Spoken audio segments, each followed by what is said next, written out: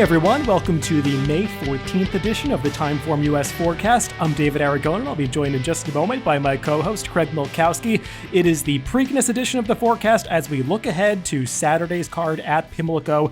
We are going to focus on the late pick 5 sequence, races 9 through 13, culminating in the Preakness race 13, but all of the races in this sequence are stakes races, beginning with race 9, the skip at for the fillies and mares on the dirt, moving on to the Jim McKay turf sprint, the Maryland Sprint, the dinner party on the turf, and the Preakness as the last leg of this sequence. Craig, it's a pretty competitive card. The Preakness itself, maybe not the most interesting race to handicap. I haven't seen what your opinion in that race is quite yet, but we'll get to that at the end of the show. But there are some pretty competitive races within this pick 5 sequence that make it a pretty intriguing group of races to play.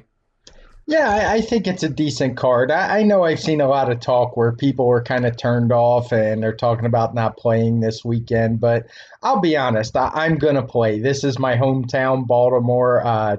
In my opinion, Pimlico isn't doing anything wrong here by letting the Bob Baffert horses run. There's no real precedent for horses who haven't even been disqualified yet. I mean, the second sample hasn't been tested, so I don't see how they couldn't let him run. And it's a good card, and I'm going to be playing. So I don't know how others feel, but I just wanted to be upfront about that.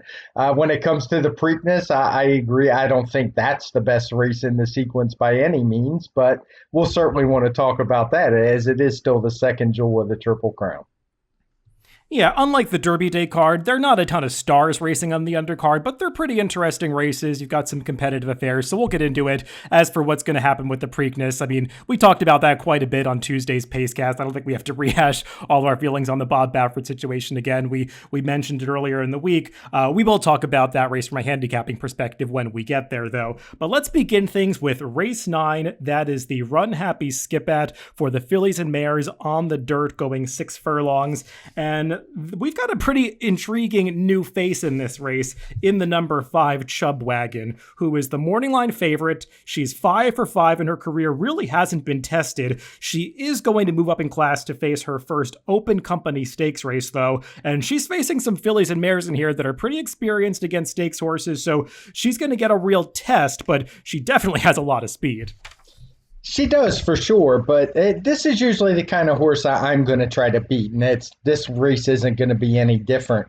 I'll be honest, right up front, I think it's kind of interesting they chose to put Irad Ortiz on the horse because while he's probably the best jockey in the country. I don't know that too many would argue. He's certainly in the top 2 or 3, if not. But if there's one kind of horse I don't particularly love him on, it's a speed horse sprinting on the dirt. So in this particular case, I'm going to go against this horse. And part of that is because of the horse drawn right outside, which is Don't Let Sweet Fool Ya. She's another need to lead horse, and it's really hard for me to see either one of these horses conceding the lead. If I thought one of them was going to, it would be Chub Wagon because of Irad. But I don't want to take a short price on a horse who's never been anywhere but first in any of her races. So unless she's just naturally faster, which I don't really see and our pace projector doesn't really show, I think she's vulnerable in this spot. That said, I don't particularly love Don't Let Sweet Fool Ya just because of the same exact thing. She's a horse who does all her best running on the lead. She had won a slew of races in a row before the Fritchie last time where she got hooked up in a fast pace. And I suspect even though our pace projector doesn't show it, it's a case with those 2 need the leads, and I think it'll be tough for her. So the horse I'm going to go with is Casual, who we saw run at Oaklawn plenty. She ran very well in all her starts there. Her speed figures are actually just as good as the favorites, despite all those runaway victories. And what I like about her is in her last 2, she actually had no pace to run into. She was facing much better horses in those fields. Kamari won the race 2 back at Oaklawn. The last time out, Edgeway was able to nudge out Frank's Rocket in a race with no pace. But she was still making up ground at the end of those. So I'm going to side with Casual in here. I have no idea if I'm going to get the 9-2 or not. I haven't paid much attention to know how good the morning line is at Pimlico, but I think she will offer some value if she's anywhere near that. I'm not too surprised. We actually agree in this race. We had talked about Casual when she ran in that carousel last time, and we had talked about on the Pacecast how there was so little pace in that race, as Edgeway and Frank's Rocket both seemed a little reluctant to show the early speed that they possess, and it forced some horses coming from off the pace to get involved a little sooner. They were at a disadvantage, and Casual, she was moving best of all at the end, just couldn't get close to those horses that had a much more favorable trip from a pace standpoint. So I agree. I think she's very live in this race, and I do believe we're going to get that 9-2 price because Chubwagon just seems like the kind of horse that bettors often can't resist. She's got nothing but wins on her card. She's never been headed. Irad Ortiz is aboard, and his horses always take a ton of money, so I do think she's going to be the clear-cut favorite in this race. And like you, I'm not thrilled with Chubwagon. She might turn out to be really talented. Her last couple of victories have certainly been visually impressive, but I didn't love the field that she beat at Aqueduct 2 back. There are a couple of horses in there that I think were heading in the wrong direction, and the speed figure that she got for that race, at least the TimeformUS speed figure, it doesn't make her a real standout in here. And once again, she was beating weaker company at Parks last time. So for me, facing a really worthy speed rival like Don't Let Sweet Fool Ya, I think Chubwagon has to prove it, that she can withstand some early pressure and do it against better competition. So like you, I think Casual is the best alternative to her. Some other horses that I might consider include the number 1 Club Car. She's a little bit slow coming in, but I thought she was visually impressive winning that race at Keeneland last time. She's been defeated by Don't Let Sweet Fool Ya in the past, but that was when that horse had a better pace setup than Club Car did. So I think if there is some pace in this race with those two speeds, Club Car could come running late. I do think that Casual is a better closer than Club Car, so I prefer her, but Club Car is going to be a price. The horse that I don't really know what to do with is French Empire on the outside. She's making her first start off what I believe is a private purchase and trainer switch to Brad Cox. We talked about her when she was entered in the Vagrancy last week at Belmont. I didn't like her in that spot. And once again here, I think this is a similar kind of race. I'm not thrilled with the fields that she was facing at Oaklawn. I want to see her validate that form against tougher company. And she does feel like one that could also take some money in here. Yeah, I would agree with that. She's the one I was a little torn on. I think a lot of people are going to jump into seeing it's a new Brad Cox, but when you look at the trainer that they bought him from, it's hard to imagine a big move up. I mean, that guy's rated highly in a bunch of categories, so she would have to improve to win this race, and she's probably going to be a short price. So, like I said, it's going to be Casual for me. I'd go pretty short if I'm going to play horizontals. I don't know if I will or not, but if I'm playing verticals, I will definitely key around Casual. Now, one of the trickiest races in this sequence is coming up next. That is the Jim McKay Turf Sprint, going 5 furlongs on the turf. We've got a field of 13 runners and a ton of speed signed on. The morning line favorite is one of those speed horses. That's the number 4, the Critical Way. And just based on speed figures in class, the Critical Way is kind of the horse to beat in here. He ran fine last time in that Shaker Town at Keeneland behind Bound for Nowhere and Imprimis, 2 horses that would be very short prices if they were participating in this race. The slight turn back to 5 furlongs should really suit this horse because the name of the game for him is speed. He's going to try to run them off their feet. We'll see if he can do it, though, because there are a lot of quick horses drawn to his outside. There are. I mean, it's a field of 13. I have no argument against the favorite in here. He's got the good figs, as you say, early speed. He's consistent. Does look to have a little bit of an edge. But I do think there's some others that are competitive and are going to offer some value. Another that has good speed figures is the older runner, Completed Pass. Seems like he's been running for about 10 years, so I think he's only 7. But he has to deal with that 13 hole, which could be tough with so much speed signed on. He's not a speed horse himself, but he stays within striking range. And one thing I don't want to get too carried away with in these 5 furlong races is the amount of speed, because just because there is some doesn't mean it's going to set up for a closer, because the race is over in, well less than a minute. And, it's just tough for the closers to make up ground. But that said, I'm going to look to a couple more that offer some value. The first one I'll talk about is Boldor. We talked about him on the show a few times this year. I really like the post he drew. I like his running style. He's versatile. He's consistent. So I think he's going to get a good trip. He'll be dangerous in here. He does have to run a little bit faster, but I'm going to use him. But the horse I made my top pick in here is going to be Hollis.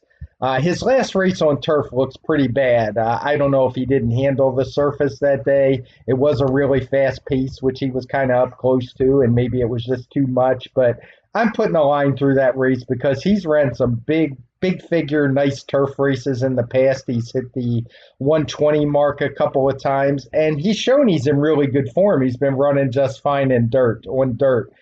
He's probably going to be at least 3 times the price, 2 or 3 times the price of the favorite. And I give him a big shot in here. So it'll be Hollis as my top pick. I thought you might like Bulldor a little bit. I know he's a horse that you've had a thing for in the past, and I don't disagree with you.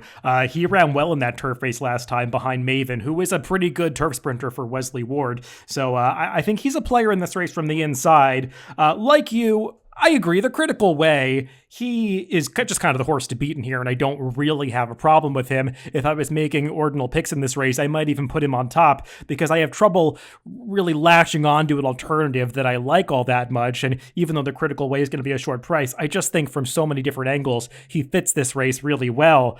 I do not like the other horse that you mentioned, Hollis, really at all in this race. You're right that he earned some big speed figures last year, but I think you have to look at the circumstances when he earned those races. One of them was when he actually won this Jim McKay turf sprint when it was run in October last year on that delayed Preakness Stakes card in 2020, and that was a completely different situation than what he's going to encounter here. Remember, that was just a 7-horse field, and Craig, my memory's a little rusty, but I believe you picked him that day because he was the lone speed in the race in a turf sprint that surprisingly didn't have a whole lot of pace in there. And he was able to get loose on the front end over a yielding turf course, didn't get much pressure, and he was able to just hold on, got a big figure. But personally, I don't love his other turf sprints. I know he ran fine in that Fairgrounds race last December, but Archidust, to me, he's not one of the better turf sprinters out there. And last time out, or I should say his last turf sprint in the Shakertown, I mean, there was a lot of speed in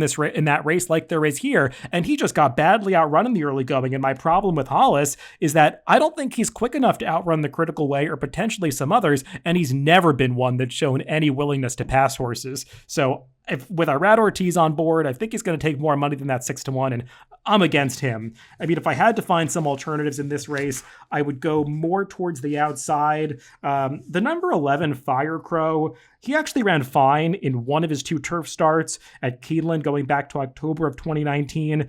That day, he was beaten by Fast Boat and Texas Wedge, 2 stakes quality turf sprinters. He set an honest pace that day and just got cut down late. I'm not sure what happened in his subsequent turf outing at Churchill Downs where he didn't run quite as well, but it seems like he's improved since then, and he's in the best form of his career right now. So moving back to the turf, I think he's somewhat interesting.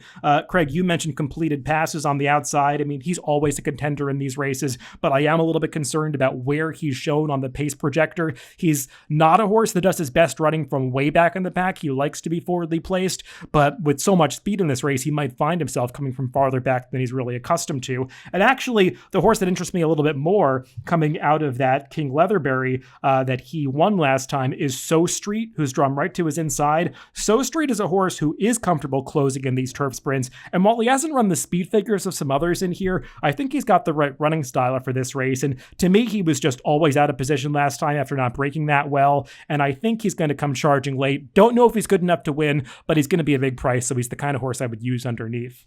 Yeah, and the one thing I'll say about him is he is just a 4-year-old. If you're putting a line through that last race, the speed figures he ran as a 3-year-old, he almost hit the 110 mark. He could easily have improved a few lengths to be up there with the contenders.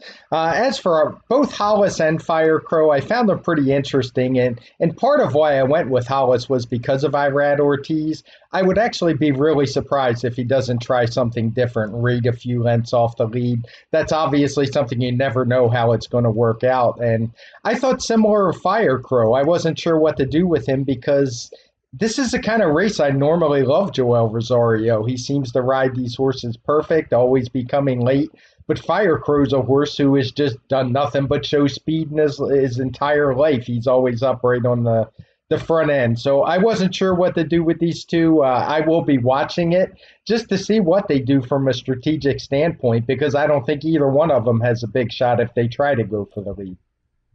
Yeah, that's the problem with this race. There are so many need the lead types, and they can't all get there. If I had to make a bet on who's going to be in front at the first quarter mile, I would say it's probably the Critical Way, but we'll see what happens because the start is really important in these races. They've got to break, and then they've got to be able to get into top gear really quickly. Moving on to the middle leg of this Pick 5 sequence, that's race 11 on the dirt. It's the Maryland Sprint Grade 3 event going 6 furlongs, and kind of like the Turf Sprint we just talked about, there's a fair amount of speed in this one, and it's again a race with no clear standout. The slight favorite on the morning line is the number 5, Strike Power, a horse that, you know, Craig, we've talked about in the past. I've never been the biggest fan of this horse. I don't quite buy his improved form over the winter at Oaklawn, so he's not one that really interests me if he is indeed going to be a short price, but this is a spot where I think you can make a case for plenty of others. Yeah, the very first note I made was this a very tough race. It would be a spread race for me in the horizontals. But if I do play horizontals, the one horse I don't want is the favorite, Strike Power. I just don't see in a race with this much speed how he's going to be able to get things his own way. And you got to look for value even when you play pick fives. And this would be the stand I'd take that I'm not going to use him. I'll just start with who I'm going to make my top pick in here, and that's the old veteran, 8-year-old Lakai. He just shows up every single time. He's versatile. I think he's going to offer some value. He's run well at Pimlico. He draws inside. He has that kind of closing style. So he's one I'm definitely going to use and put on top in verticals. There's some others I'll use. As I said, it's a spread race, but I'll turn it over to you first to see what direction you're going. Yeah, I actually am looking at some horses that can close from off the pace a little bit. One of them is that inside horse, Lakai, who won last time at Pimlico and seems to always be dangerous in these races. And it had appeared for a while last year like he was tailing off, but that last victory suggests that he might be back in top form now. So I think he's definitely dangerous. Though if I had to make a top pick in this race, it would be the horse who's right outside of him, Yodeliehu, who is now making his fourth start for the Brittany Russell barn after spending a lot of time with Saffie Joseph. And his one start that he put in since coming north from Gulfstream, and Brittany Russell is a trainer who's based up north, was at Belmont last time in early May in a high-level optional claimer, and I really liked his effort in there. He did not get the most comfortable trip. He was down inside in a race that was really dominated by horses making outside moves from off the pace, and I thought he showed a lot of willingness to come through in some traffic-filled spots along the rail, to burst through in mid-stretch and give the top two a real scare at the end of the race. He's run some speed figures in the past that put him in the mix. Seems like Brittany Russell, who sends out nothing but live runners, has this horse back in top form right now. So for me, just from a pace standpoint and looking for value, he's a horse that interests me a great deal. So I'd make him my top pick. Lakai, like I said, he's another horse that I like in here. And then looking towards the outside, I'd also be interested in the horse that was right there with Lakai last time, Lebda. He did set the pace in that Frank Whiteley, but he's been effective from a stalking position in the past, and he's another one that seems like turning him back to sprints has kind of rejuvenated him and woken him up, so I would use him as well at a bigger price. Yeah, we have pretty much the same list. I was torn between my top pick between Lakai and Yodeliehu, and just sided with the one, but it was a pretty narrow call. I don't have much to add to your comments on the two horse in here. I pretty much agree with them, and at the prices on the morning line, I would definitely be using both. And Lepto was the other horse. My one concern with him is he just hasn't been winning. It's been quite a while since he won. He hasn't won since he was a 3-year-old when he took the private terms, but I still agree with you that I think he's better sprinting. He's got enough tactical speed that I think he can get a good position, maybe too wide going down the backstretch and make his move late. So I do like him as well. And if I was going to look for even more of a price, I would throw Frosted Grace in just because the races at Gulfstream, normally I'm not a big fan. I think they've been pretty weak this year, but he did run in some of the better ones that have come back. The speed figures have held up well. He's kind of a tracker in here, which might work out. So he'd be the horse I'd use at a price in those horizontals.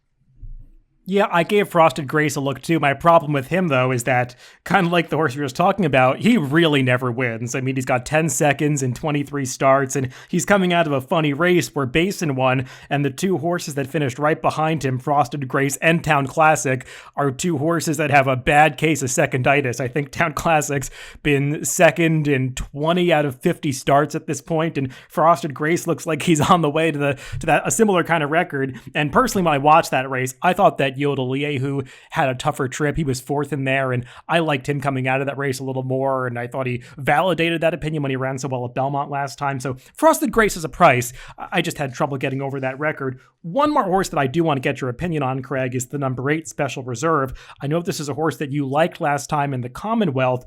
That was going 7 furlongs, and my big concern about him that day was that the 7 furlongs might be too long for him, and that probably turned out to be the case as he just got a little leg weary late and Flagstaff ran by him. He's getting back to 6 here, but I wonder if this is the right spot for him even now with so much speed signed on. Yeah, there's a lot of speed, and let's be honest, we've talked about a lot of these sprint races, including the Commonwealth, and they're just coming back slow. Normally, they're both grade 3s, obviously, but you would expect the Commonwealth to be a stronger race than this. But on paper, it's not. I think he would have to run faster, and that's not a proposition I want to take in a race that's loaded with horses just as fast as he is. Let's march on to the penultimate leg of this Pick 5 sequence. That is race 12, the grade 2 dinner party, going a mile and a 16th on the turf. And this is an intriguing race where you do have a clear-cut morning line favorite. One of 2 horses coming out of the grade 1 Maker's Mark mile at Keeneland. And that horse who was third in there is the number 5 Sacred Life. He's 7-5 on the morning line. The more heralded of the 2 Chad Brown runners in this race.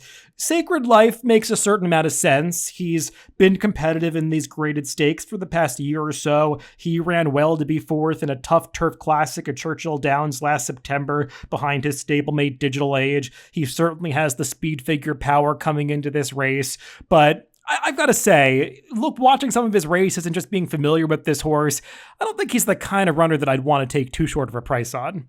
Yeah, I'm getting a little nervous here. We're agreeing way too much on this podcast. He can certainly win, but it's hard for me to look at his past performances and see a horse I want to single at 7-5 or play at all. And it's a big part of why I'm a vertical player, because you can be wrong on a horse like him and just turn the page to the next race and be done with it. And I'm going to try to beat him. I'm going to be straight up on this. When I first looked at the past performances without seeing anything but the names, I knew who was going to be my top pick, and that's because I just remembered his comeback race really stuck out to me at Keeneland, and that's the outside horse number 8, Bye Bye Melvin. I just really liked what I saw that day. He had been an impressive 3-year-old. I thought he ran really too good to lose. And I think he can make this jump back in the stakes company, and he's going to offer some price. So I know I'm going to key on him in my vertical bets for sure. As I said, I don't really have any knocks on Sacred Life other than I think he's going to be way over betting here.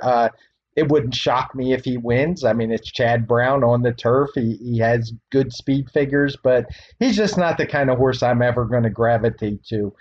Some like at Hot Brown, a horse who's proven he's a real classy type that can win a lot of these races.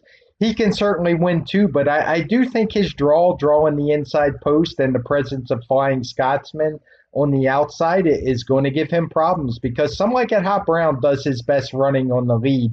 And it's tough for me to envision a scenario where he gets the lead without going too fast, because that's what Flying Scotsman does. He goes as far as he can. So I think that causes him real trouble. So I'm going to go with Bye Bye Melvin, key on him in the verticals. I'll play him first and second with some of the other horses I mentioned, but I really like him in this spot.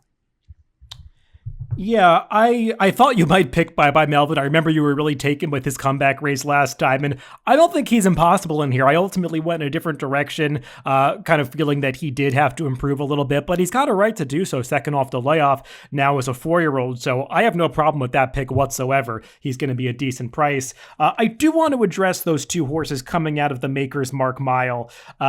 That was a race that got a gigantic speed figure. I think you gave it a 128, Craig, to Raging Bull, who won that race. You clearly weren't the only one who had it fast. I think Bayer gave it a number that was right in line. I think he got a 108 Bayer for that race. I'm a little skeptical that race is going to prove to be as strong as the speed figures indicate. Raging Bull ran great to win, but it was a turf race that featured a very fast pace, and sometimes you do see those fast-paced turf races produce speed figures that are maybe a little bit higher than the actual ability of the horses. And I point that out because we've seen a couple of runbacks out of that Maker's Mark mile, both horses that ran well in that race who have been extremely disappointing in their subsequent starts. One of those was runner-up Ride a Comet, who I think came back to finish last in the Turf Classic at Churchill Downs on Derby Day, and the other one was Field Pass, who was a good fourth in the Maker's Mark. He was stretching out next time in the Man of War, and he was part of a tough pace situation, but he also faded, and I believe finished last in that race. So I think we need some validation that the Maker's Mark, which Sacred Life and Some Like It Hot Brown come out of, was actually a strong race as the speed figures indicate. And I think that's an important point for Some Like It Hot Brown because it's now twice in a row that he hasn't really shown up, and you can make the pace excuse for him. But like you said, once again, Flying Scotsman, who was also the thorn in his side in the Maker's Mark, well, he's back in this field, so I wonder what kind of trip Some Like It Hot Brown is going to pull. And Sacred Life, I mean, even if you're thinking that the speed figure is a little high for the Maker's Mark and he got a great trip that day and still couldn't get close to his stablemate, taking into account some of those negatives, he still makes a lot of sense in this race based on his prior form. So I'm not way against him, but the horse that I find most interesting in here is actually the other Chad Brown horse, and that's the number 3 Kuramada. From a speed figure standpoint, he's too slow, but, you have to kind of read the tea leaves sometimes with these Chad Brown horses, and the fact that he's skipping the opportunity to run in a nominative to other than, which he could certainly find in New York or elsewhere, to run this horse in a graded stakes says a lot about how the horse is likely doing and what Chad Brown thinks this horse's potential ultimately is. And watching his 2 races in this country, he's the kind of horse that just hasn't looked like he's gotten it all figured out yet. He was green in his first start over here at Tampa, just barely got it done over some inferior rivals, but he took a big step forward, as many horses exiting Tampa for Chad Brown do, when he made his second start in this country at Aqueduct last time. That was a decent field, and he was much the best that day, even as he was on his wrong lead through the entire stretch run. Still looked like he didn't fully have his mind on running, but he was just so much better than that field. We saw the 3rd place finisher, Dreams of Tomorrow, come back out of that race to recently run well in a stakes at Pimlico, improving his speed figure. So he beat some decent horses there, and he's got Irad Ortiz on board. He's aggressive for Chad Brown, an aggressive placement, I should say. So I think he's very interesting in this race, and I would make him my tepid top pick. Yeah, I've got no problem with him. We've talked about it before with turf speed figures. Horses who win easy like he did often can and do run faster because that's the way you win on turf. You don't necessarily have to run a fast final time, whereas dirt's a battle of attrition. The horses are usually tiring at the end and they're running near their best. That's not always the case. As you were talking about the Maker's Mark, I have no argument with that. I think for sure the really fast pace led to that high speed figure. We do try to temper that at times. We have that ability at TimeformUS. We use that P notation, and we will knock some races down. This one was borderline whether to do it or not. We didn't do it in this case, but the info's there. Anybody can look and see those bright red PPs. And I do find it interesting you mentioned that because a horse coming out of the Kuramada race ran in that race at Belmont. So High showed up in the Man of War. He's a horse who nobody would ever confuse with a graded stakes performer, but it was a really fast pace that they set by Channel Cat. So High just chased it around the track, quit late, and got a 119 TimeformUS speed figure. If he shows back up in an allowance race, I think it would be silly to think that horse is going to run a 119. It was just a matter of circumstances. So even as the guy who makes the speed figures, I'm never going to disagree with you or give you a hard time about questioning them because I do think you have to put them in context. And I think you did a good job of that with the Maker's Mile. Let's move on to the final leg of this Pick 5 sequence, and that is the main event at Pimlico on Saturday, the main event in the horse racing world on Saturday, the Grade 1 Preakness, the second leg of the Triple Crown, going 1 mile and 3/16 on the dirt for the 3-year-olds, and I mean, it's been well documented, all of the stories going on around this race with Bob Baffert and Medina Spirit, as I said at the top of this podcast. We got into it on the Pacecast earlier in the week, so we don't have to rehash all of that. We are, though, going to actually handicap this race and talk about who we think can win and who's a good or bad bet in this race. And that conversation does have to start with the Bob Baffert pair of Medina Spirit and Concert Tour. And one of the interesting aspects of this race with these two in the field is the pace, because both of them have a very similar running style. They want to be forwardly placed, and unsurprisingly, when you look at the TimeformUS pace projector, they're the two horses that are shown out in front early. I know that some people have different opinions about which jockey is going to decide to be aggressive, what the instructions are going to be.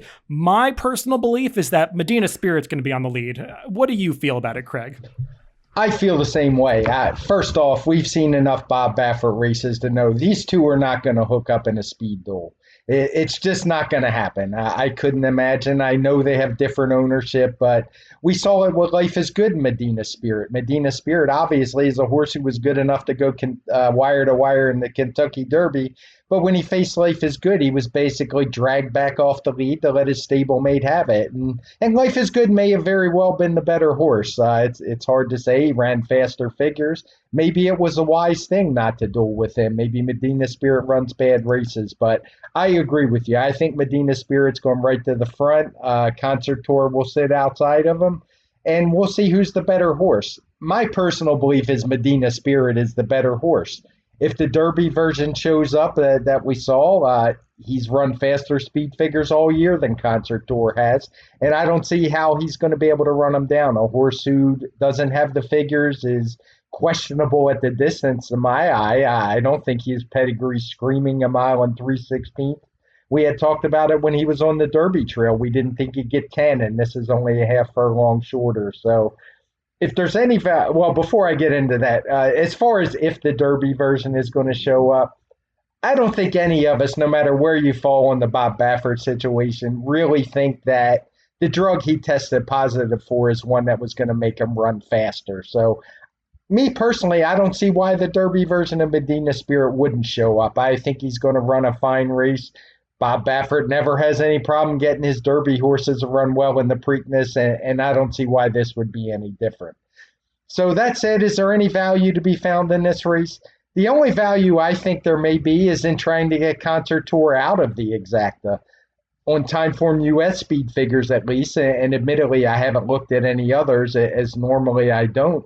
He doesn't have a huge edge over the others in here, and I wonder how good he's going to run at this longer distance, not using speed as his weapon, going right to the front, which I don't think he will. So I'm going to try some others in exactas with Medina Spirit. In no particular order, they would be more price horses, like Keep Me in Mind, he has some lengths to make up, but he has improved on the speed figures throughout the year. Rombauer, who ran a 110 last time out, which isn't far off a Concert Tour. And I'm also going to use the Japanese horse, France Godaina. I think his form was dirtied up in Dubai. I think you can totally put a line through that race. He broke poor. He had no real chance. But his Japanese races that I could find, he looked pretty good. He's a horse with good tactical speed. And he's just a bit of a wild card that'll be a price. So that's the only way I can see me playing this race is vertically. If I do play horizontals, I would only use Medina Spirit and hope I get through the other legs and that he shows up. Yeah, I did a longer video on this race on DRF's YouTube channel, which you can check out if you want my full opinions about most of these horses. But I'll quickly run down some of my thoughts here. I mean, with regard to the two Bob Baffert horses, Concert Tour, we talked about it many times on the Derby Trail, Craig. We have the same opinion here. I just never viewed this horse as one that wanted to go longer distances. I somewhat reluctantly picked him in the Arkansas Derby just because I wasn't thrilled with the rest of those, but he even disappointed me. I mean, as somebody who wasn't thinking that he would love a mile and an eighth. I thought he would get it done anyway based on pure talent, and he wasn't even able to do that. I don't like that he was passed from behind by Caddo River that day after he seemingly had put that horse away in upper stretch. And I mean, just listen to Bob Baffert's quotes coming into this race. Whenever he's asked about this horse, the first thing he says is, well, the owners wanted to run. Never has he made any hint that he thinks that this horse is well suited to run in the Preakness. So to me, that's telling. And with him putting Mike Smith aboard, I mean, I'm not suggesting that, that there's any lack of integrity with Mike Smith, but I would say that Mike Smith is a jockey who's been there before, and he's not going to be on some suicide mission to beat the favorite in this race, who's also trained by Bob Baffert. So if the instructions are to rate, I think Mike Smith is going to rate. I mean, that's just my opinion about it. So I'm just not a fan of Concert Tour, and I agree with you, Craig. I think that the value in this race, if he is indeed a short price and the second choice, is to just get him out of there completely. Medina Spirit, he's the horse to beat. I don't feel like I need to pick him again. I mean, I liked him last time in the Derby when he was 12-1. He paid $26 that day. I don't feel like I have to bet those horses again when they come back and are 8-5, 7-5, maybe shorter than that. So I think he's the horse to beat. I think he's the most likely winner of this race. I expect him to get another pretty good trip on the lead or just off it, and I think that's going to be good enough. But there is one other horse that I find very interesting that I decided to make my top pick just from a value standpoint, and I don't think he's going to be a huge price, but the number 5, Midnight Bourbon, he's the third choice on the morning line at 5-1. I know that he's turning into somewhat of a wise guy horse, so we'll see what price he ultimately goes off at. But if he's anywhere in that 4-1 or above range, which I think he could be, then he's the one that I want in here. And that's because he just didn't get the right trip in the Kentucky Derby. He was a little bit bumped from coming out of the start, but after that, I don't know if Mike Smith was riding to instructions or if he just made the decision himself, but he made no effort to get this horse into a forward position, and he just always had this horse behind where you would have expected to find him early in the race. He was pretty far back in the second half of the field in the early going, was unaggressively ridden into the clubhouse turn, down the backstretch. Even on the far turn, he's drafting in behind horses. There was no effort being made to motivate him to improve his position, and it wasn't until they got into the stretch that Mike Smith actually started to ask him to run, and he was finishing up pretty well at that point. And actually, when Keep Me in Mind, who was closing pretty stoutly from the back of the pack, came to him at the final 16th of a mile, Midnight Bourbon almost seemed re-energized, and he was trying to hold that horse off for 6th as they came to the wire. I just don't think that his Derby trip, Midnight Bourbon, was the right one for him. And I believe in this spot, with the rider switch to Irad Ortiz, he's going to be much more aggressively ridden, not on the lead, but probably stalking in third behind those two Bob Baffert horses. And let's remember, the Louisiana Derby form was proven in the Derby to be really strong, and he was right there with horses like Hot Rod Charlie and Obesos well ahead of Mandaloon. So I think he fits here from a quality standpoint, and with a better ride, I think he's going to have a real say in the outcome. Yeah, I've got no problem with him. I actually had him on my list of horses to use with Medina Spirit. And as I was reading it, I realized he's the third choice, and I wasn't going to recommend an exacta with the favorite and the third choice. But I certainly think he's got a shot in here. There's no other real ones that I mentioned. I've seen some buzz on Crowded Trade. I don't see it. I think we saw the New York form. We suspected it was terrible, and it kind of proved out in the Derby that it was terrible. So I'm not going to jump on for the Preakness. So I've got no problem with your selection. I actually look forward to watching your video. I usually do that, and sometimes before the show, sometimes after, but I haven't had a chance, and I'll certainly tweet that out because I want to see your more in-depth thoughts on these. Yeah, for me, it's Medina Spirit and Midnight Bourbon. I made the bigger price my top pick, but I think it's those two horses, and it's just a big gap to the rest. In my view, Crowded Trade, I did put him third, but I kind of have the same opinion as you that he has a lot to prove in this race from a class and stamina standpoint. And I even included that Japanese horse in my picks underneath because, like you, he's run fine in his races, and I just don't think very highly of the other new shooters that we're more familiar with. And his UAE Derby, he did not get the right trip in there, was always out of position after a slow start, was actually traveling well and looked to be making a move before he had to alter course in upper stretch. So I'm not going to be shocked if he proves to be somewhat competitive here, kind of like Lonnie and Master Fencer were in the past. So I would use him underneath in this race. Again, not as a win candidate, but just looking for some value in the exotics. Yeah, I mean, let's be honest, outside the favorite here, there's not a lot of grade one form in this field. I mean, Midnight Bourbon's run fine in some higher class races, but he hasn't won one.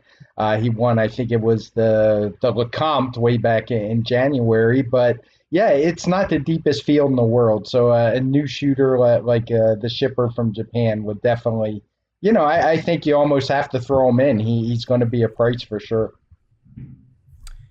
Well, that's all the action for today's TimeformUS forecast. Whether you're betting the races or not on Saturday, I'm sure much of the racing world will have their eyes trained on Pimlico to see what's going to happen during this entire Pick 5 sequence, but especially when we get to the Preakness, how Medina Spirit runs, how all of the issues surrounding that are handled and resolved in the future. Obviously, we will not have resolution to a lot of the issues coming out of the Kentucky Derby by the time the Preakness is run, but it will be interesting to see these horses in action again.